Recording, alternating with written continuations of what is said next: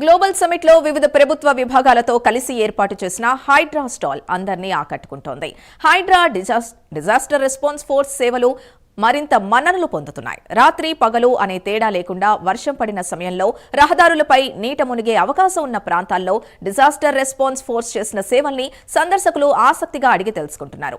వరదకు గల కారణాలు తెలుసుకుని సమస్య తలెత్తకుండా తీసుకున్న చర్యల వీడియోల్ని ఆసక్తిగా పరిశీలిస్తున్నారు. హైడ్రా కమిషనర్ రంగనాథ్ స్టాల్ ని పరిశీలించి ప్రతినిధులతో చర్చించారు.